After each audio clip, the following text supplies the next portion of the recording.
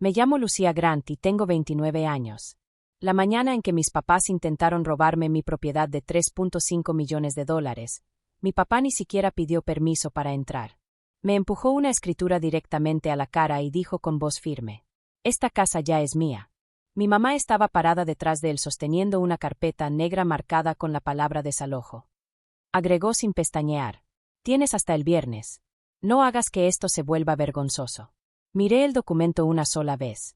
Sentí un frío extraño en el estómago. La propiedad había pertenecido a mis abuelos, y yo nunca firmé ni un solo centímetro de ella. Sin embargo, ahí estaba mi nombre impreso con claridad bajo un texto que supuestamente transfería la propiedad completa. Ya no estaban pidiendo dinero. Habían fabricado papeles que decían que mi casa les pertenecía. No discutí. Saqué el teléfono, fotografié cada página con calma, se la devolví y hice una sola pregunta. Si realmente es de ustedes, ¿por qué me dan 4 días en lugar de cambiar las chapas hoy mismo? Por medio segundo ninguno de los dos contestó.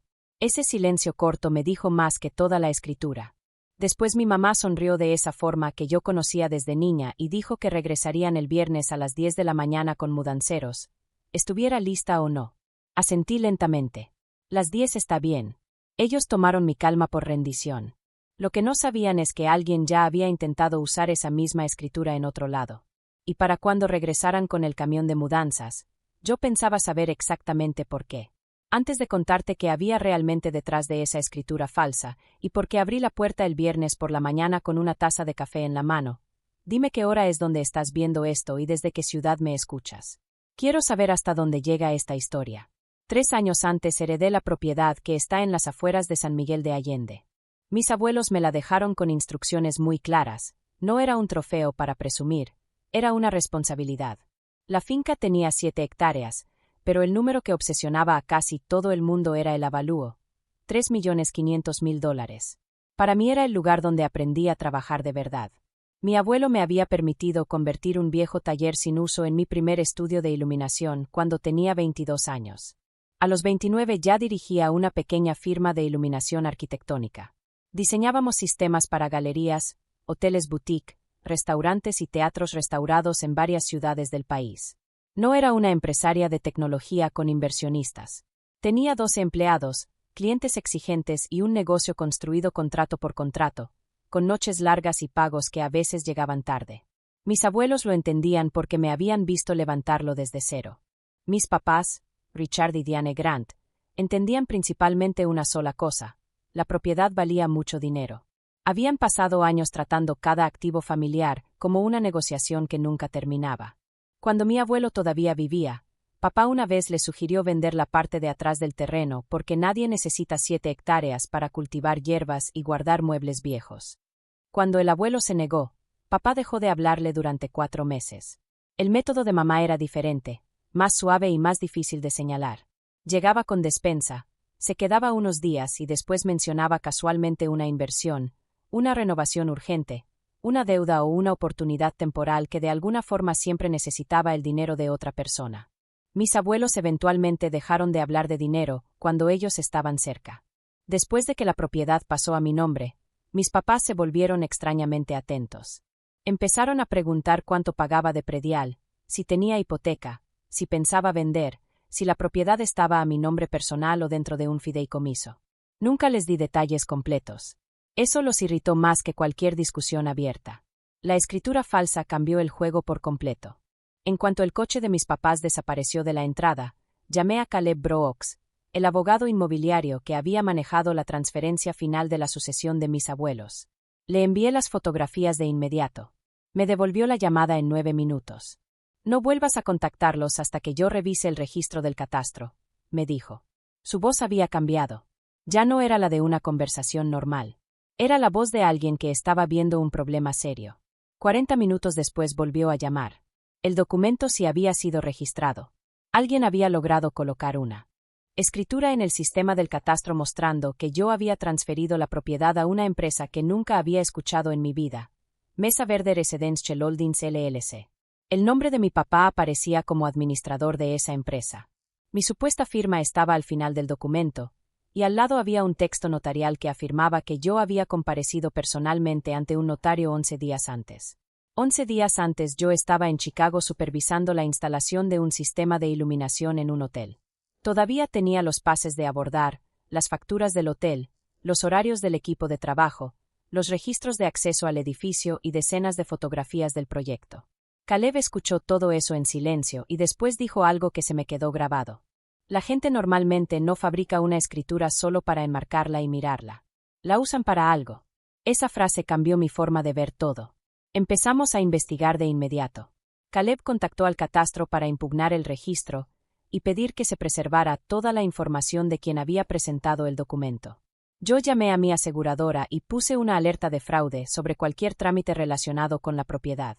Después congelé mis reportes de crédito. Ese último paso se sintió exagerado, hasta que revisé mi correo electrónico y encontré un mensaje que había ignorado 2 días antes. Era una notificación genérica de un prestamista regional agradeciendo a Mesa Verde Residential Holdings por haber iniciado una consulta de crédito comercial. Habían puesto mi dirección como información de colateral. Hasta ese momento una parte de mí todavía quería creer que mis papás estaban faroleando para presionarme. Pero un farol no necesita una escritura registrada. Un farol no necesita crear una empresa. Un farol no contacta prestamistas. Esa misma noche llegó un mensaje de un número desconocido. Deberías tomarte en serio el plazo del viernes.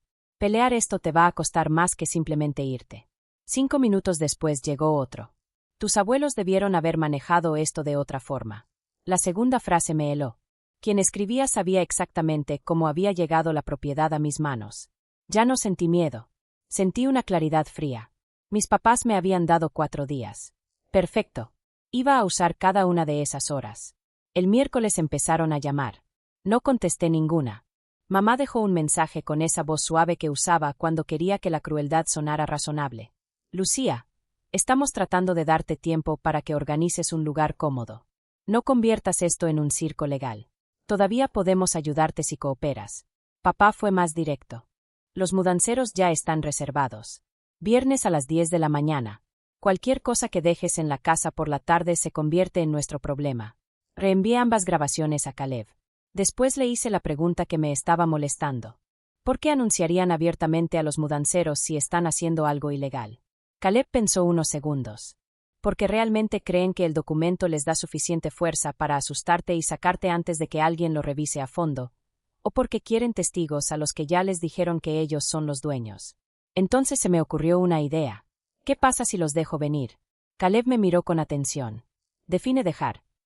No quiero decir que los deje entrar. Quiero decir que no les avise que ya sabemos todo. Que lleguen exactamente como lo planearon, con los mudanceros, con la escritura y con la historia que prepararon. Entendió de inmediato. Si aparecían con una empresa de mudanzas contratada bajo la representación de que eran dueños de mi propiedad, su propia conducta podía aclarar la intención mucho mejor que cualquier discusión dentro de la casa. Caleb fue claro: documentaríamos, no provocaríamos. Protegeríamos la propiedad, no convertiríamos el momento en un espectáculo. Acepté. Esa misma tarde la empresa de mudanzas me llamó. Una despachadora llamada Melissa quería confirmar instrucciones de acceso para una entrega residencial completa. Le dijeron que yo era la ocupante y que había aceptado irme de forma voluntaria. El cliente era Mesa Verde Residential Holdings. Melissa sonó confundida cuando le dije que no existía ningún acuerdo de ese tipo. No la culpé. Su empresa había recibido documentos que parecían legítimos. Le pedí que no cancelara todavía y le di el número de Caleb. El jueves todo empezó a salir a la luz. Caleb descubrió que la consulta del prestamista había avanzado más de lo que cualquiera de los dos había imaginado. No se había liberado dinero, pero sí se habían presentado documentos preliminares buscando un préstamo importante usando la propiedad como garantía. El avalúo que usaron era casi idéntico al mío más reciente, una cifra que yo nunca les había compartido a mis papás. Recordé entonces que 3 meses antes mamá había llegado a mi estudio diciendo que quería devolver una caja de recetas de la abuela. Yo tenía prisa por una reunión en obra, y la dejé sola en mi oficina unos minutos. La carpeta gruesa de la sucesión estaba sobre un estante porque acababa de renovar el seguro. No podía probar que la había abierto. Sí podía probar que había estado sola con ella. La solicitud del prestamista incluía una declaración de que la propiedad pronto estaría vacante. De pronto los mudanceros del viernes tenían perfecto sentido. Si yo me iba, aunque fuera bajo presión, Ellos podían señalar mi ausencia y decir que la transferencia había sido aceptada. No necesitaban ganar un juicio de inmediato. Necesitaban que yo me comportara como si ya hubieran ganado. Caleb reportó todo a las autoridades correspondientes. El prestamista congeló la revisión. La empresa de mudanzas entendió que existía una disputa activa de propiedad. Y se gestionó presencia policial porque mis papás habían dicho claramente que iban a retirar mis pertenencias a pesar de mi objeción. Nadie me prometió un arresto dramático. Lo que prometieron fue más simple y más poderoso. Habría testigos que no se dejarían intimidar con la frase «somos sus papás». El jueves por la noche papá me mandó un mensaje directo. «Empaca. Mañana no vamos a debatir esto». Casi al mismo tiempo el número desconocido escribió. «Última advertencia». Caleb me dio entonces el detalle que cerró el círculo. Ese número anónimo aparecía listado como contacto secundario en una de las presentaciones del prestamista, a nombre de Mesa Verde Residential Holdings. Las amenazas ya no eran un misterio flotando fuera de la historia. Formaban parte del mismo rastro financiero. Esa noche mamá llamó una vez más. Esta vez contesté. ¿Ya empacaste? No.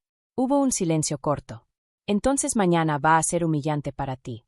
Miré hacia el cuarto de visitas donde Caleb estaba revisando documentos con la investigadora. No creo que lo sea. ¿Todavía crees que alguien te va a salvar? No, respondí. Esa es la parte que nunca entendiste. Dejé de esperar que alguien me salvara hace años. Corté la llamada. El viernes me levanté antes de las 6. No empaqué ropa. No escondí objetos de valor. No puse trabas en las puertas. Preparé café. Alimenté al perro que mi vecina me había pedido cuidar. Contesté 2 correos de un proyecto en Guadalajara y me vestí con jeans y un suéter negro. Acciones ordinarias. Me ayudaban a no entrar en el drama que ellos habían construido. Caleb llegó a las 8:05. 2 oficiales llegaron poco después de las 9 y esperaron en la parte trasera de la casa. La investigadora de fraude se quedó en la mesa del comedor. A las 9:56 la cámara de seguridad mostró la camioneta de mis papás dando la vuelta en la entrada, seguida de un camión blanco de mudanzas. Exactamente a las 10 sonó el timbre. Tomé mi taza de café y abrí la puerta. Justo a tiempo, dije. La expresión de papá me dijo que esperaba ver cajas apiladas. En cambio encontró la misma entrada de siempre. Nada empacado. Nada rendido. ¿Dónde están tus cosas? Adentro. Mamá dio un paso adelante. Lucía, no empieces. Te dimos 4 días. Detrás de ellos 3 mudanceros se veían claramente incómodos. El supervisor tenía una tableta en la mano y miraba de mis papás hacia mí. Papá sacó la escritura de una carpeta de cuero y la levantó como si fuera una insignia. Esta propiedad pertenece a Mesa Verde Residential Holdings. Yo soy el administrador. Se le dio el aviso correspondiente. Tomé un sorbo de café. ¿Puedes repetir eso? Que la empresa es dueña de la propiedad y que yo soy su administrador. El supervisor de mudanzas intervino con voz cuidadosa. Señor, solo para dejarlo claro, a nosotros se nos informó que la ocupante había aceptado desalojar de forma voluntaria. Sí lo hizo, dijo mamá de inmediato. La miré. ¿Cuándo exactamente? Giró la cabeza hacia mí. No juegues. No estoy jugando. Quiero saber cuándo se supone que acepté. Papá perdió la paciencia. Tu acuerdo ya no es relevante. Tenemos la escritura. Esa frase quedó registrada frente a testigos neutrales. El supervisor dio un paso hacia atrás. En estas circunstancias no vamos a entrar. Papá intentó avanzar hacia el umbral como si cruzarlo resolviera todo. Levanté una mano. No doy mi consentimiento para que entren. Esta es mi casa. No doy mi consentimiento. Detrás de mí apareció la voz de Caleb. Está siendo muy clara. Y detrás de él entraron los 2 oficiales. El silencio que se hizo fue completo. Papá intentó recuperar el control. Oficiales, perfecto. Pueden explicarle a mi hija que se está negando a dejar una propiedad legalmente transferida a mi empresa. Uno de los oficiales tomó la copia de la escritura y preguntó con calma. ¿Es usted Richard Grant? Sí. ¿Representa a Mesa Verde Residential Holdings? Sí. ¿Y organizó a estos mudanceros para retirar propiedad el día de hoy? Papá dudó un segundo. Organizamos una mudanza legal. Mamá saltó. Lucía está molesta porque esto es un asunto familiar. Está convirtiendo un tema de negocios en venganza personal. Esa palabra me dijo exactamente lo que querían. Una hija emocional es más fácil de descartar que una propietaria presentando evidencia de un documento falsificado. Caleb habló con voz tranquila. La señorita Grant no ha consentido ninguna transferencia. Ha impugnado esta escritura y tiene documentación que demuestra que estaba en Chicago en la fecha en que el documento afirma que firmó personalmente ante un notario. Papá se giró hacia él. Los documentos se pueden firmar electrónicamente. Caleb casi no reaccionó. Este específicamente dice lo contrario. Entonces la investigadora de fraude, Mara Bennett, dio un paso adelante. Señor Grant, me gustaría hablar con usted sobre esta escritura y sobre una solicitud de financiamiento conectada a Mesa Verde Residential Holdings. La cara de mamá cambió antes que la de papá. Hay un número telefónico que aparece en esa solicitud y que envió mensajes de amenaza a la señorita Grant esta misma semana. Papá me miró. Yo no dije nada. Las amenazas anónimas finalmente habían entrado a la conversación. Uno de los oficiales fue claro y directo. La ocupante actual disputa la propiedad y ha negado expresamente la entrada. No pueden usar mudanceros para forzar el acceso el día de hoy. Caleb abrió su laptop y mostró la línea de tiempo completa, la escritura legítima, la LLC creada 6 semanas antes, mis registros de viaje a Chicago, la consulta del prestamista, la declaración de que la propiedad estaría vacante y el número anónimo ligado a la solicitud financiera. No trajeron mudanceros porque Lucía les debiera una conversación. Necesitaban la casa vacía para sostener lo que habían representado ante el banco. Mamá intentó bajar el tono. Todavía podemos arreglar esto en privado. ¿Qué parte exactamente? Pregunté. La escritura, la LLC, el prestamista, los mudanceros o los mensajes. Papá explotó. Suficiente. No, dije con calma. Me diste hasta el viernes. Es viernes. En un momento de presión, papá soltó una frase que no debió haber dicho. El préstamo nunca se fondeó. El silencio que siguió fue pesado. Los oficiales les indicaron que debían retirarse. El supervisor de mudanzas canceló el trabajo en el acto y dijo que su empresa preservaría todos los registros. Papá me miró con una mezcla de rabia y desconcierto. ¿Estás disfrutando esto? No, respondí. Lo estoy entendiendo. ¿Qué significa eso? Que pasé años creyendo que querían una relación. Después pensé que solo querían dinero. Ahora entiendo que lo que querían era acceso. Acceso a documentos, a la propiedad, a las decisiones, a cualquier cosa que pudieran convertir en presión. Mamá negó con la cabeza. Después de todo lo que hicimos por ti, hacer algo por alguien no compra la propiedad de esa persona después. A las 10:38 de la mañana del viernes, ellos fueron los que bajaron por mi entrada. Los meses siguientes fueron lentos, reales y sin dramatismo de película. La escritura falsa fue removida del título. El intento de financiamiento se derrumbó. Enfrentaron costos legales importantes y exposición civil. Pero sobre todo perdieron la ambigüedad. Ya no podían contarles a los parientes que todo había sido un malentendido familiar. Había una firma disputada, una empresa creada semanas antes, un archivo de prestamista, un contrato de mudanza, mensajes amenazantes y testigos que no pertenecían a la familia. Algunos parientes intentaron presionarme. Una tía me preguntó si realmente tenía que llevar las cosas tan lejos. Le respondí con una pregunta sencilla.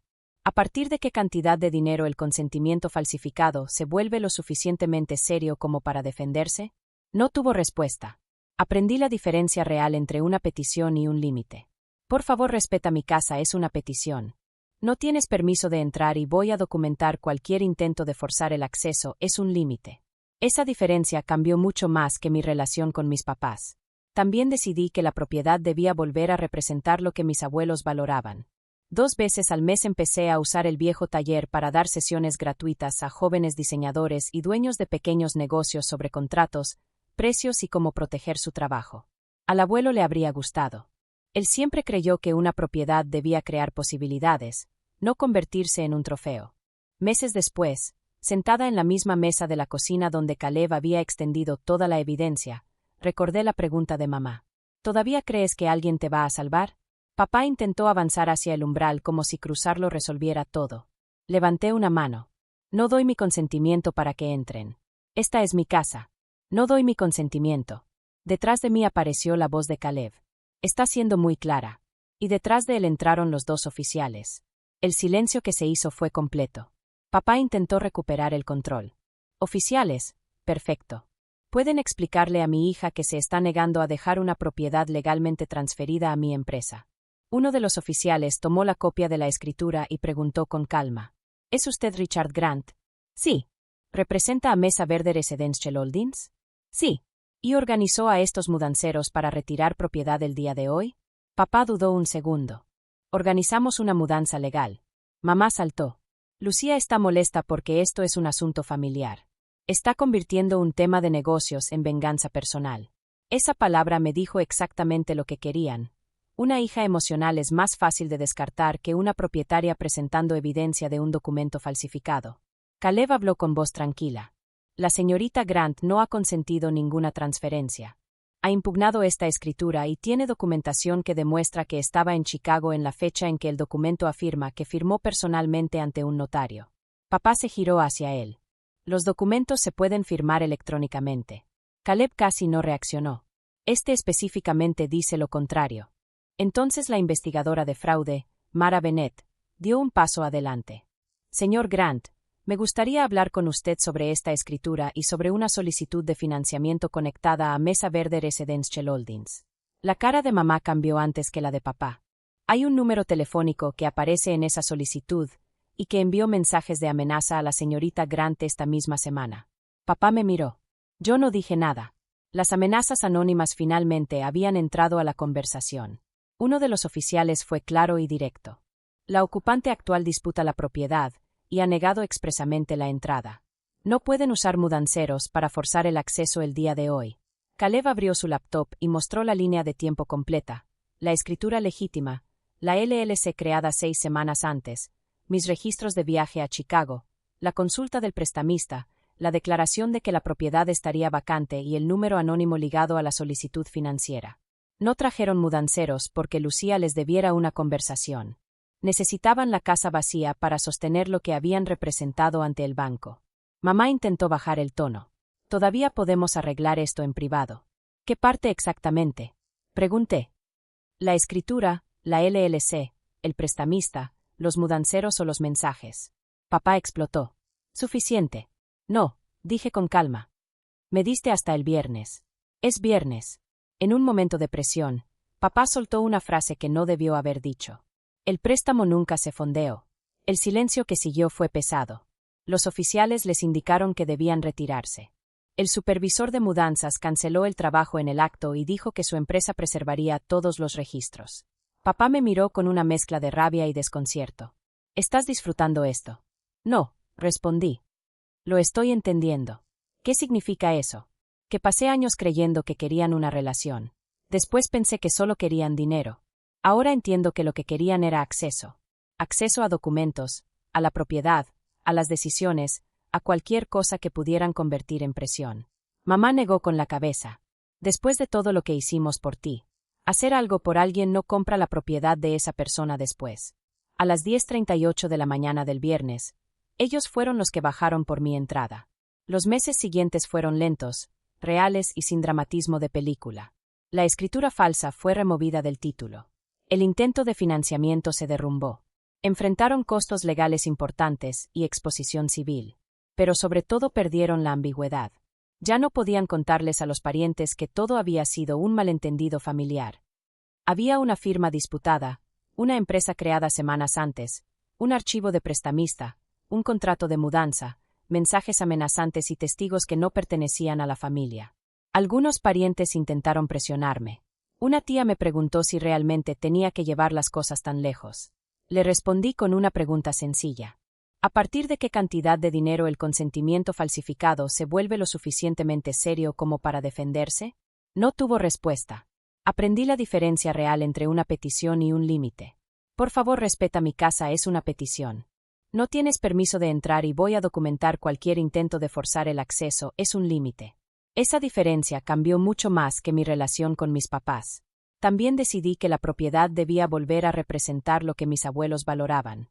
2 veces al mes empecé a usar el viejo taller para dar sesiones gratuitas a jóvenes diseñadores y dueños de pequeños negocios sobre contratos, precios y cómo proteger su trabajo. Al abuelo le habría gustado. Él siempre creyó que una propiedad debía crear posibilidades, no convertirse en un trofeo. Meses después, sentada en la misma mesa de la cocina donde Caleb había extendido toda la evidencia, recordé la pregunta de mamá. ¿Todavía crees que alguien te va a salvar?